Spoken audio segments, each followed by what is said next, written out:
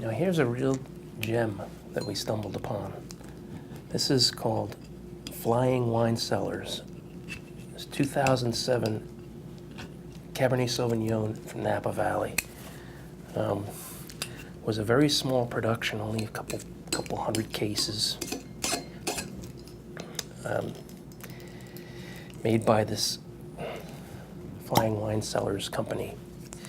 But they did two things right. They hired a top-notch winemaker, Kian Tavakoli, who was a UC Davis graduate, started his career working at Opus One. So obviously a good place to work, especially if you're going to learn making Napa Cabernet.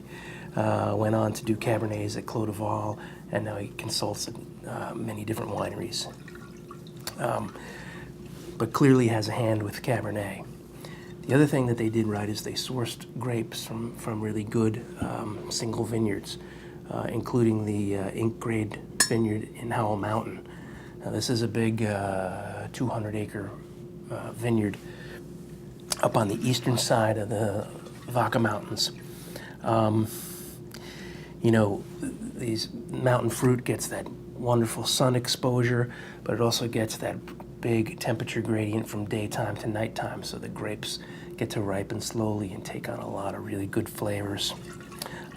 This particular vineyard, planted in 1990, is a post-phylloxera in Napa. You know, you had that terrible phylloxera blight that happened sort of in the sort of late 80s and early 90s. Everybody was replanting. So it was all planted on the good rootstock. So you have mature vines, but healthy vines.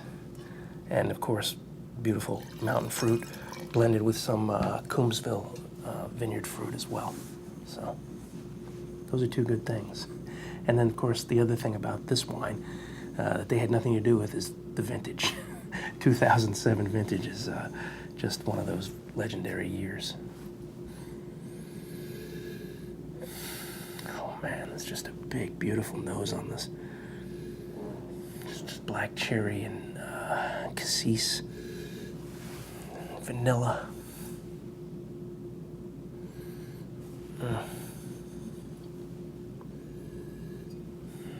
Yeah, that black currant fruit, it's like sort of almost like blackberries.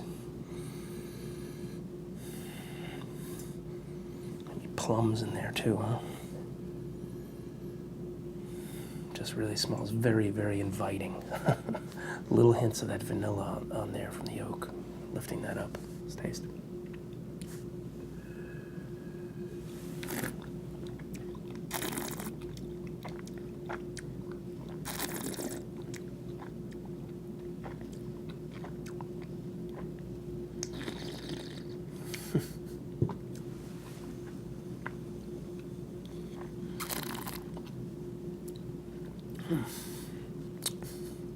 This is nice.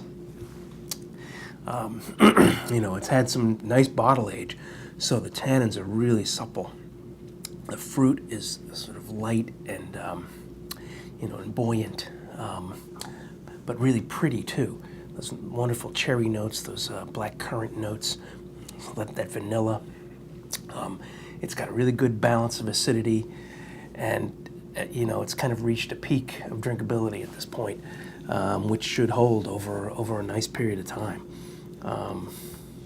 You know, you don't come across something like this every day. This was a really nice find for us, and something you shouldn't miss.